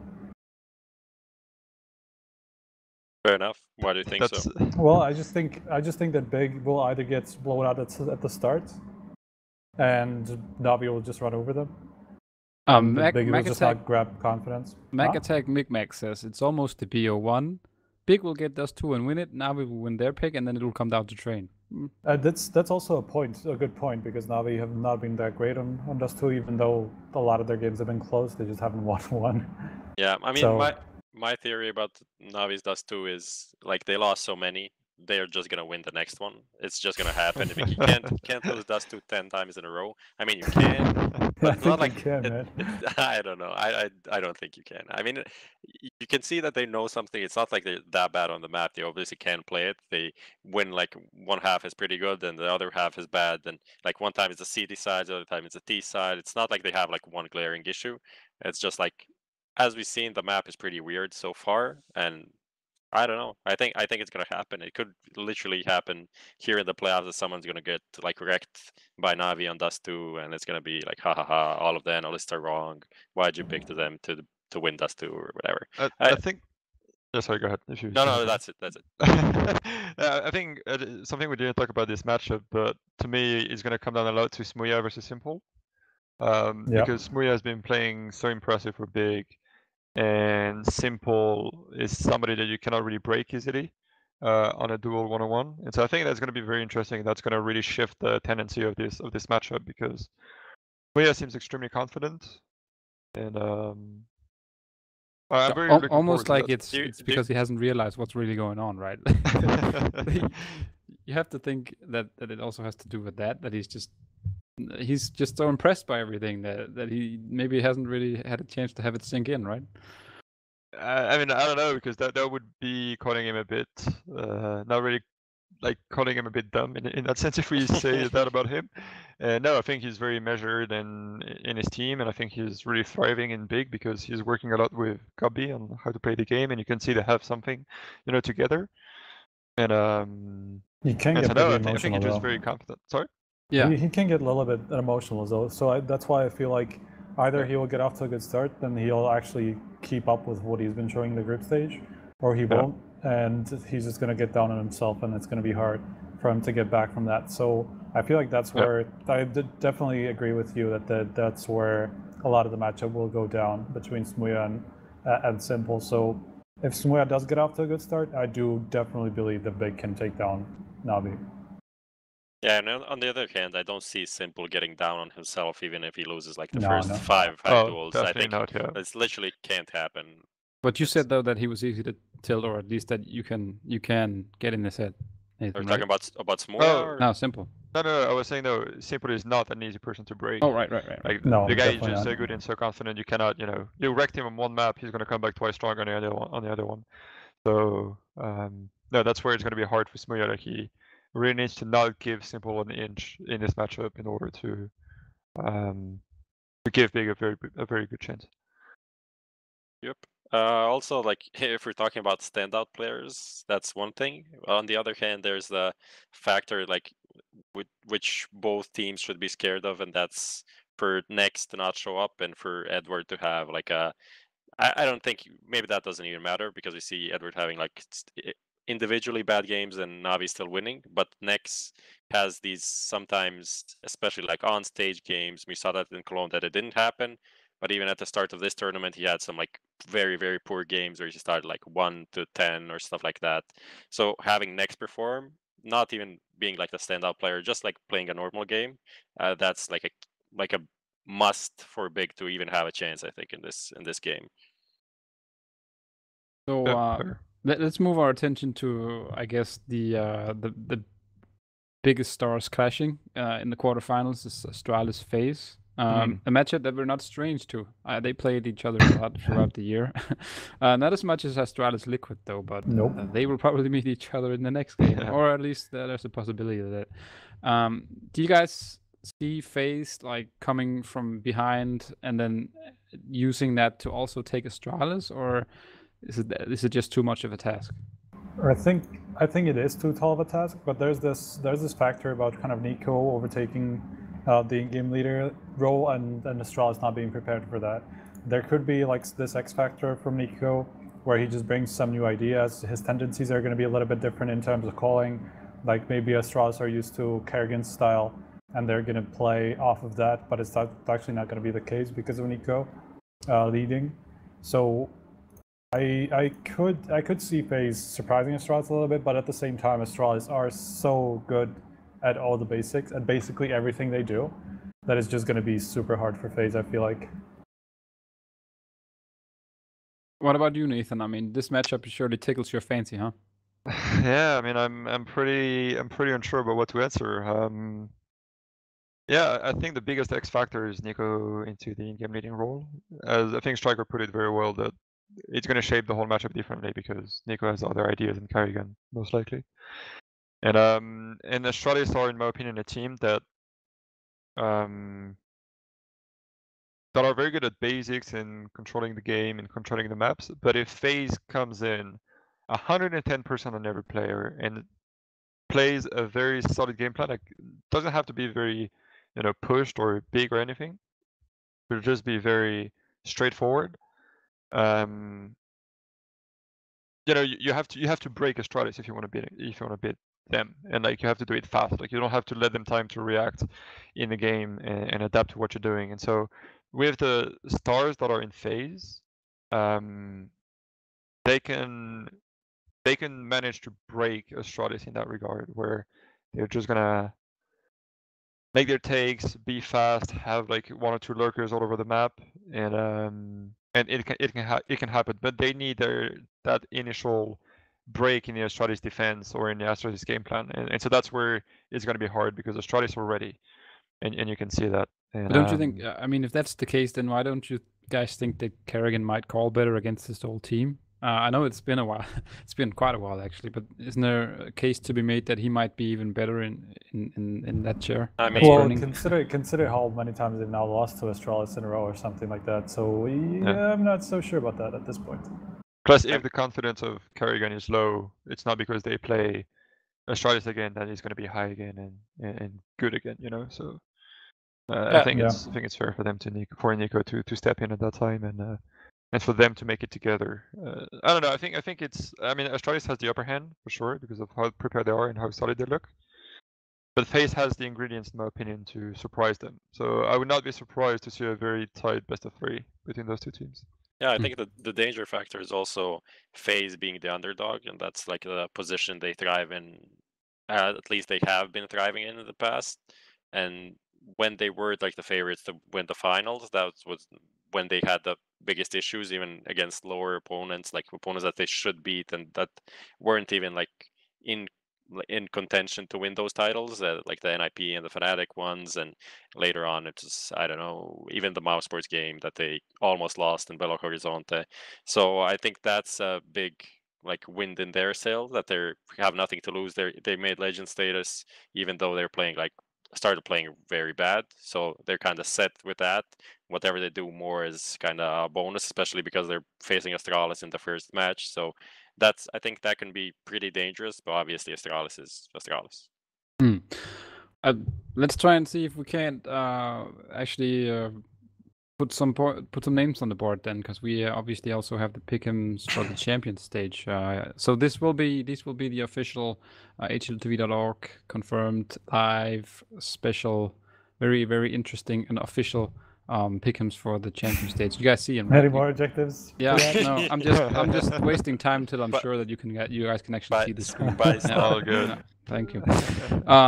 So where do you guys want us to be? You guys want to start with this one then? I guess we on the back of what Let's we just just go talked from the about. top down. No, you Okay, want to we wait with this one, I guess. Okay, can- so okay. can Complexity pull up this upset as well? Do you guys think, or will it be Don't see falling that on the happening. boys? Don't see that happening. I just feel like, just look at some of these players they have. Right, they've never been in this position ever. Like they've Not never even been close. not even close to it. That's the problem. Like I feel like they're just gonna crumble a little bit. At least those newer players on the stage, especially like players like Ye and then Android. Android has been around for a longer time, but Ye especially has never been on anything close to this. So Yeah. I feel like for them, they're very likely to crumble in the playoffs. And then there's on the other side, you have Coldzera, you have Ferrer. Like they're gonna be hungry and they're gonna be like devouring these guys on the stage. That's the feeling I have. I think it may be closer. I think the biggest edge MIBR has is that they're American, and so they know complexity more than your European teams. They've Yeah, actually that's faced them true. probably in practice a lot of the times, and the style of complexity seems very straightforward. So if they can execute their game plan, good. They're going to show a very good game. But with Fallen waking up, with Yanko analyzing all the games and knowing how to use that, I'm pretty confident that they would not let them develop their game. Fallen is going to be hyper aggressive with the up, I would guess. Pick some kills, get them 5-on-4, even 4-on-4, and that's when you're going to have Coldzera that is probably the best mid-round player in the game right now that is going to be eating teams alive like this because he has so much more experience. He knows what to do in every situation, and so I think that's the biggest edge that MIBR has. I think it could be like 2 maps, like 16-10, 16-9, with a decent fight from Complexity, but MIBR should take it. Yeah. All right. For the next one then. We already talked about this obviously a lot. I got the Navi feeling makes the most sense, right? Yeah. you guys. I feel like the later matches will be there will be a little fight here Yeah, in it's gonna be hard. TeamSpeak. I don't. I'm not sure. I would go with. Really? Yeah, I'm really not sure. I think Big or maybe going right now to another step, and maybe with some things that we haven't seen yet. What do you- It kind of seemed like that from God B, right? Actually, that's what he said, I think, on stream. Some tricks up his sleeve still. Yeah, left? it might be bluffing, but I mean, since Yeah. it's God B, you know. No, It's hard to bluff against Navi though. Yeah. yeah. No, I don't know. I would personally go with big, but I would not go against the general idea. Yeah. What do you say, Yeah. Oscar? You're on the You guys Navi have- train. Yes, Aaron? I'm Ignored. thinking, you have to remember that I actually bet on these guys to win the whole thing. So, Yeah. Navi? so, Oh, yeah, so okay, my fair hand is enough. kind of Oh. forced, but I would like to see Big winning this. But yeah, we're I gonna go. I think it's going to be closer than people think, or at least it has a very good potential to be closer than people think. Yeah. But I still feel like Navi are Yeah. quite obvious favorites. Yeah. So moving on, I guess we can Cool. say the same for this team. I guess. Yeah, Team I think Liquid. this was the most like obvious Yeah, one that's out the of all. that's the Yeah. obvious pick for Because sure. Liquid has been looking so good. Hellgers has had so many issues. Even though they're like a crazy team, they can pull off like all of these crazy rounds. They can win a map or whatever. But just looking at a best of 3 wide map pool, a lot of Yeah. rounds to be played. It's on the stage. I mean, Hellgers have some stage experience like Voxic and Nisa, but not that much. So, like, it's a pretty easy pick, I think, to go for Liquid here. So let's maybe move on to a little bit more difficult one. We talked about Ouch. this. Do you guys wanna? I mean, Is like Nico gonna do it, or do we I have? mean, the obvious, the more obvious pick anyway is Straws, right? But it is a close one. But I still feel like it's Straws. It's so hard to go against. And just It's you know, exactly. It's just so hard to pick against Straws at this point. It's just impossible. Yeah. Especially But, with how FaZe have been looking shaky. I think we go default for the first stage, and now it gets And now, interesting. yeah, Now we it gets we fun. get pretty Now it bad. gets really fun. Now I'm like pulling up my sleeves. So this matchup right here, Liquid Astralis, that started at the bottom this time. They met each other how many times? 20 something? 23 now, I think. 23 through miles. group stage. Which is crazy. Holy And shit. just considering the latest one, In how this- crazy was that match? I mean, the full Yeah. comeback, the Inferno bout, like we've seen them so many times. Now, I don't know what to make of this, man. Naf buying the AWP just out of sheer frustration. that's such a tough one. That's definitely the hardest match to Oh, predict yeah. at this tournament. I feel like. Yeah. Like I don't think Stratus. that you could come up with any other matchups that are harder to predict. This was my at this final. point. This was kind of, I mean, apart from these guys, I mean, apart from Like Navi, history is straws because Liquid have literally just won their first match and that was an overtime win in a best of 1 against Astralis in this lineup. So like history would point to Astralis, but at the same time Astralis have looked a little bit deflated at times in the past couple of weeks at Stockholm and even here at times. So you just have to feel like that this is the time where Liquid actually bring it home, right? Bringing Yeah. their first best of 3 win.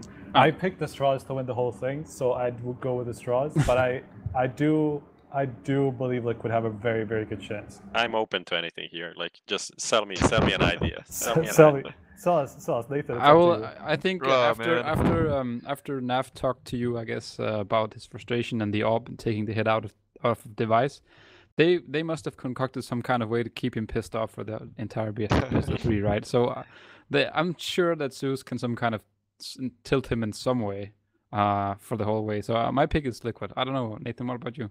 I'm more thinking about the map pool and how it's gonna go, you know, and if there's any individual that stands out in either of the teams, right? But I think Liquid has the advantage. I think Liquid has the advantage on map pool. I think Astralis has a little bit of an edge on the individualities. So, wow, yeah, no, it's a very tough one. That's interesting. I would have What- made the what- opposite point. I What do think, you actually. think? Like, yeah, what about the maps for Astralis? Like, they both play almost every map practically. yeah, that's but that's it's like, the thing. who is better on what? It can literally go anywhere. This is like the hardest veto It's to very predict. hard. I don't know. Down to you, Nathan. I don't know if it is, but I'm just. It is. We're gonna put it all on our guest. Yeah. Like, Well, alright. let's everybody take a vote, right? I'm gonna say Straws. Yeah, I'm Liquid. Pro- I'm taking Liquid. yeah, I'll go with the Liquid one. Fuck. it. Oh, I mean, if I fuck. go Okay. for Astralis, then we didn't then do we're yeah. anything. Then we're Do we want 50-50. to like ask the chat for the Do we really want to ask the chat? No, for- let's not forget- do that. type one? You guys type- beat me. You guys beat me. I'm the only one who picked the Straws, so it's like Yeah. let's go. Yeah, who'd have I- thought that, right? type 1 if you want Astralis, type 2 if you want Liquid. Okay, so do you guys believe that this one is? We'll Look, come back to that. Is I this al- one easier then? I don't know. Yes, I Yes, think it it's- is. You guys want to put Navi ahead? Because that's Yeah. that's obviously my pick. I mean, my thinking is that we haven't seen enough from MIBR, right? They haven't shown me enough for me to believe that they can take down a top 2 team. They haven't shown me enough to believe that they can take down either of Astralis, Liquid, or Navi. So that's why I just go against them, just because I haven't seen enough of them at their best. I feel like they just look at Stockholm, right, where they basically lost to Astralis after beating Mousesports and somebody else in groups. So they lost to Astralis relatively convincingly, although they still had somewhat of a chance. And so, and then here we've seen them play against Tyloo, Mousesports, G2, Astralis, and IP, lost to Tyloo and Astralis. So a little bit shaky. And even against NIP, they had somewhat of a chance to lose. So they've just been too shaky for me to pick them in this matchup. Yeah, I mean they're pretty new as a team. It's like literally more about a month that they had like this 5 and Yanko and all of that stuff with the player break. I don't know. I like one of the things that Yanko actually said in one of the opening interviews, I think, when he just got signed, was that he wants to like that the team needs to have identity, and I don't feel like that identity has been established yet. And I really like that quote, and I'll just go because of that. I feel like they're not on the level, and obviously Navi is my pick for the tournament. So that's whatever the fuck. It's a fair point. I agree with the general statement. They're getting back there. They're good, but they're not there yet to the highest level they can be at. Exactly. I think they're good enough. It's just not against top 3 teams. Yeah, so I'd pick Navi as well. They look much more solid All right. overall than them. We have arrived at our final destination, gentlemen, here to But I mean, stay in the here- top 3% or Yeah, I have my pick. I know it. I have mine too. Honestly. Yeah. I mean, There's gonna be a fight, I think. It's gonna be 50-50 because Prof said he has Navi to win it. He also has Navi to win it. Don't Yeah. you? You can't take down the Undertaker. You can't deny him the major. The major is coming. It's Liquid though. It's Liquid. It is that have coming been- home. I don't know. I mean, they're obviously Okay, just a dominating I'll team. I'll give you one thing, right? Liquid have won one tournament. Summit. They have won one tournament and it's Summit. So in that sense, they just haven't proven to me that they are tournament winners or major winners, which is what we're obviously talking about. So in that sense, I'd go against them. But matchup wise, I'll just insert there. And Taco won his first. Wasn't Taco's first tournament win the major as well? Cologne 2016. Oh, you mean his first win? Yeah, first like big tournament with Luminosity. Oh, maybe. Hmm. Oh, you mean As a Columbus, though, right? win-win. Maybe. Yeah. Columbus, you mean? Oh, Columbus, yeah. I don't know. Possible. I don't remember if that was the first win. Yeah. Just you can just finish your thought now. But anyway, yeah, I just feel like matchup wise, Liquid have the upper hand. They've just felt in that matchup specifically, I think that their history just kind of points to Liquid winning. But even just looking back at the Simple and versus what was it, NAF, kind of beef in quotes. Yeah. That just like they seem to have a pretty good idea of Simple and seem to be able to kind of contain him a little bit. So And that's what he said in the interview right now. He said it just seems like you can read him, like reread him, and Yeah. he wasn't doing any of the crazy things that. So just like history-wise, generally Liquid as a team, I don't think they're major winners. Of course, they can prove me wrong, and this is probably their best chance to do it. To be fair, but and in the matchup they have the upper hand. So like, if there's any time, that's probably now. But I'd still go with Navi. I must say, like, just in my defense, that I watched like all 4 of Simple the Undertaker last night, so I'm kind of under the effect of that. But yeah, it is MLG Columbus' first tournament, international tournament, not including Max 5 Invitational that Taco won. Yeah. Okay. Yeah. Right, so what do we do? I'll go with Navi. Me too. Yes. I can't really put my finger down on it. Why exactly? But I don't know, I just have a gut feeling that if it comes down to this, Navi would just go one step further ahead of anything they've been doing earlier. and you get that sort of redemption after they lost what 2 or 3 major finals. Yeah. And Yeah. Well, to And yeah, you, one of them. yes, and I think it's I don't know. I think it might be time for them to actually make it if they pass the big test. But yeah, Liquid are a very good team. They're very solid, very constant, very good across the board, good map pool, but I don't know, I still have a tough time seeing them as major championship winners in Yeah. the current state. Yeah, just And like visualizing them on stage lifting it out. no, not even. But it's just, Doesn't fit. I mean, they're an excellent team, right? They're an excellent No, team. they're great at basics. They're amazing at trading. They just have all the basics down very well. Yeah. But they just haven't won too much to Yeah, like prove us that, wrong, that right? small extra thing. Exactly. would They, make them don't one have step that extra further. flair. Like There's they have. Like, yeah. There is something about the winning mentality, you know. You just Yeah, you exactly. have winners and you just have okay players, and it seems like they just didn't show that they're winners yet. I was talking to Nitro about that at ECS also, where they also met Astralis actually. Where that was his words exactly. Like it's certainly some sort of a mental block in some way. I mean, the fact that you haven't done it yet, when's going to be the first time, right?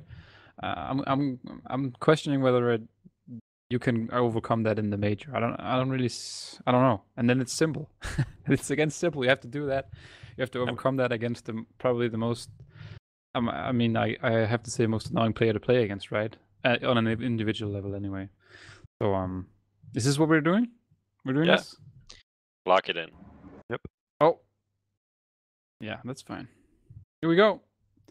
So just as I make the transition of the screen here, can I get you guys' thoughts on an MVP then?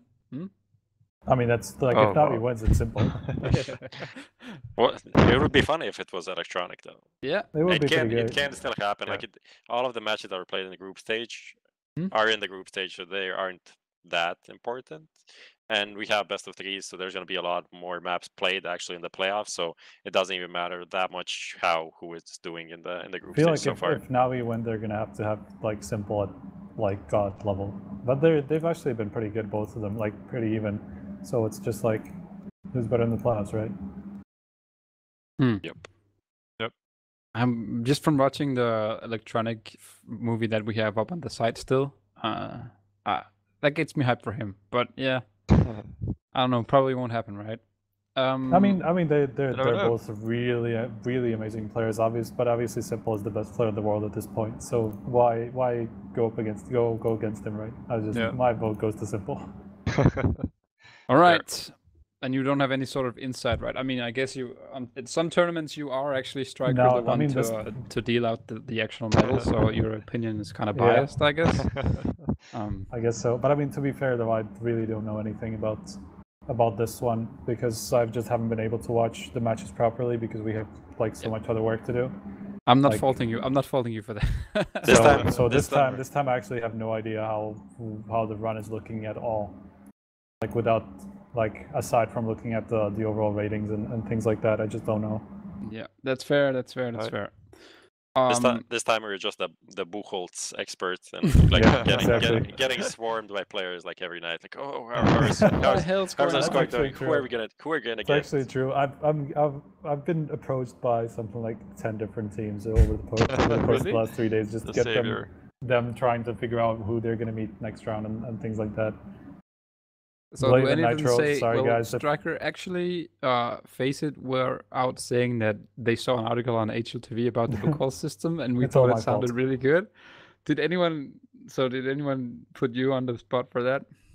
What do you mean? No, not really. Nobody blamed me. Maybe. Nobody of the players anyway blamed me. I don't know about anybody outside, but I feel like I haven't gotten the hate that people think I probably deserve. It's the quarter of the day. All right, so let's put our money where our mouths are, guys. We actually have a bit of a game running where we go to check out the odds on the upcoming matches. We did the Challenger stage, we did the New Legend stage, and before that we also did SoTech Cup Masters. A little betting game we have where we go to ggbet.com and do our little bets. I actually made, if I may say so myself, pretty nice little spreadsheet with an added graph there. So these, we all had €1,000 to start with, and then we did bets on as I said, SoTag, Challengers, Legends, and Champions. Just looking at that, this thing right here. This is you, Prof. Yeah. The I've highest been up. looking. Yep. I've been looking pretty good. I don't know how or why, but yeah, I've been actually getting things correctly, which is insane. And yeah, this graph looks pretty nice. I like the blue outline going so high.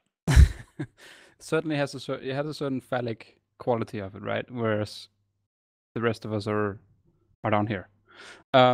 So let's see if we can continue the trend, because we're actually all making sort of money, I guess, imaginary money. Let's see if we can continue that for our bets. We have, I think we have our slips coming up now, because we do them every time. We take the, obviously I still have Navi to win the whole thing, so we have to remember that there's a correction on that one. I might lose that entire bet, so I might get even lower on that. But okay, so for the Champions stage, Prof, who do you have? Look, I went pretty boring. I just picked the favorites. I felt like some of these results that happened in the group stage inflated the odds a bit, and I think we'll just see the same teams that we picked in the pick'ems as well advance. I feel like it's like a pretty fairly straightforward, and with that, I just went with that. Navi, MIBR, Astralis, Liquid. That's pretty boring. Yeah, pretty boring, I must say. But I'm in the lead, so I went for like a boring pick. Even though like picking like stupid things went well for me, so I'm not sure if that's a good tactic now to go away from it now. We'll see. Yeah, there were some comments last time that you were being way too risky, but you actually won that one. I think jokes on them. €400 or something. Okay, my turn then. I think I maybe went a little bit more, let's say, in depth with them. Maybe fewer bets, but more specialized ones. I at 2.34, I had Navi to win, actually 2-0 versus Big, which kind of goes against what we've been talking about. That we were talking about it being a close one. Because someone in chat was floating the idea that Big would actually get those two. I don't know about that, but I have them at 2-0. And then for the Liquid Hellraisers game, this might be a little bit more of a gamble actually, because I didn't bet on the outright result, but I had at 1.9 that Hellraisers will win 10 rounds. I just think Voxic and Issa, if they show up, this could actually happen, even though I don't think they'll win the whole matchup. Then for Astralis versus FaZe, I think it's obviously going to be a long one. I'm pretty sure that no matter what happens, this one will end in 3 maps. So those are my bets. Well, I personally went relatively boring, although I did go for MIBR 2-0, just because that's the only series where I was pretty well. Actually, Liquid and Hellraisers would have been the same, but in MIBR Complexity, I was just confident that MIBR will win both maps. They have a solid map pool. I feel like Complexity will crumble, so that's what we said already. So I feel like that's a pretty safe bet. Yeah, that's maybe something I should have gone with instead of just going with the boring, just MIBR to win. It's a pretty nice increase in odds. And I feel like it's pretty safe as well. I just don't have too much confidence in Complexity in winning maps against MIBR or against a team like MIBR. Big Navi, I think that's pretty obvious, like you guys said, or at least as Prof said, Navi are just being are the bigger favorites in that matchup, and don't see why I wouldn't pick them. It's just hard to pick against them at this point. And the same goes with Astralis. So I could have honestly went for Liquid as well for that 2-0 and decrease my. It's not a big advantage in that regard. That's why I didn't want to do that, just because it was like something like 1.19 for Liquid winning, and then for the 2-0 I think it was something like 1.7. So I just didn't want to risk that for relatively low payout. Yeah. So that's why I went with just Astralis phase, and that's what we talked about already. Well, you have Astralis, one. You it's have hard- it's hard to pick. RD177 in the chat saying that Astralis for 1.37 is way risky. Actually, That's pretty risky as well. To be honest, that is pretty risky. But still, it's just hard to pick against Astralis, really. Look, all right. I've been on the edge for like the past 2 weeks, so might as well like live on the edge a bit here in the bets as well. I think we need to do something, Strike. We always have only like 3 on the slip, and he always has 4 or 5. and he's the one- Like the first time I had 4 or 5. I don't know. Ah, that's true. I That's true. think my slip is always the biggest, so Well, so if you look at the graph too, right? So there's something to be said about that. Mine's too flaccid. Ray Dan asks, "Are you playing with house money?" You should mention that. Yes, we are. We are. Yeah, we'll see about this. I had a pretty good odds from the beginning of the major that Navi would win the whole thing. I'm betting on that to actually win me the entire thing. So we'll see what happens. For now though, Prof, you're doing good. You're doing good. Let's bring back our friend Nathan. Actually, he was cut out of the picture for this one. Where you at? Are you still with us? I'm back. NBK? I'm alive. I'm very well here. You're alive. You're alive. We see still with the shirts behind them. So guys, we have some minutes left to spare. If anyone has any questions, feel free to ask them. They can be about Nathan. They can be about Prof. They can be about Striker. They can even be about me. Although Please do not ask Nathan where he's going. We already gone through that. He cannot say anything, even though we've tried to poke him a little bit. Look, he dropped some hints at the beginning of the show, but you have to go into the VOD. Exactly, I think there were hints. I don't know. It's a bit cryptic, so rewatch the VOD. Like actually, there's a really cryptic message for every 10 minutes, so you better watch the whole thing. Actually, I think if you watch it backwards, then he says like, "I'm going to Cloud9." No, I think that's your friend Scream. Actually, if we take a little bit of a look at what's come out tonight, right? That was certainly an interesting one. Yeah, you did a flick shot podcast and was asked about that. So pretty interesting. Pretty interesting. A lot of French players up in the mix. Yeah, a lot of friends. The scene has never been more empty and full at the same time. Pretty weird times. There's this guy called Starfleet Admiral that keeps asking, "What's your opinion on pineapple on pizza?" I don't think we're ready to go there yet. I have a very clear opinion. Yeah. Pizza is a 7 out of 10 meal at max, and you can put whatever you want on it. I agree. Hey, oh wow, shit! That's a lot of them in one room. I'm not a big fan of pizza either, so I don't really. Oh, that's salted. Then I thought this could go on for hours. Actually, it usually does. It's probably gonna go in a Twitch chat like this, but apparently here we have. We don't really give a fuck, apparently. I mean, classic HLT, reasonable discussions. Yes. We'll even leave a forum post that say pineapple is good on pizza. Wow, what the fuck? The Unusual Shadow asks, why do you think... Okay, it's not what do you think of, it's why do you think VP got invited to Malta? Well, I have no idea. Still, yeah, that's the thing, right? Who knows? What's up with this? I mean... They're a popular team. Yeah, I guess that's a short, boring explanation, isn't it? Yeah, it's a pretty straightforward, but I mean, yeah, that would be why I think. I mean, they have legendary players, great image, but yeah. Yeah, lacking in the Counter-Strike side. That's enough. I guess that I don't know about what the kind of aim of the tournament is. I didn't really get to figure it out too much. I mean, they're a new organizer, so I guess they want just to get big names for the people that are there. And to be fair, they are like the big name, the cheap big name right now, right? Because like nobody else is really, none of the big teams or none of the big TOs give them direct invites anymore. So, but they actually are quite popular, like NBK said. So it just feels like they are the easy big team to invite to something. NBK, James E asks, could you ask Nathan if he's down to join a team with me? I think we could definitely beat some MGEs in matchmaking. There was a guy that posted on your forum actually on HLTV, and he offered me to pay me $10 by matchmaking game that I would play with him. So, I'm considering several options. Yeah, you never know what's up. You have to go through G2 though. You have to go to Aslot. Didn't you want to do like personal coaching, or was that not you? Yeah, he has an email up on his Twitter profile. Oh yeah, that was a long time ago. Does that not work anymore? Well, individually no, but when I have time at some point, and I know that, for example, my career is over or some stuff like that, Shit.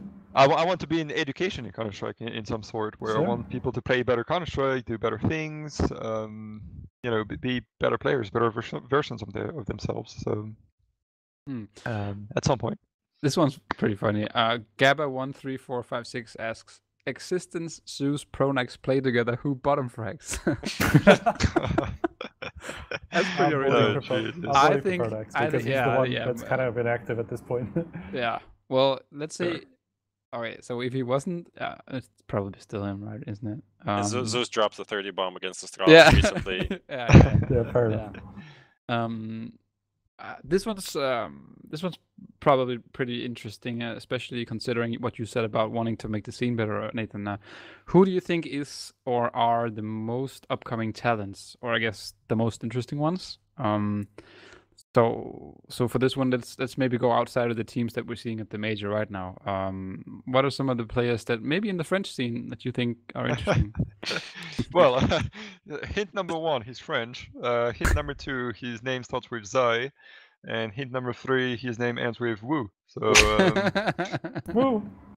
No, I mean, I know him a little bit, obviously, because he's French. I played quite some FPLs with him and that kind of stuff. And I know he's... And you're rumored to be in the same team with him.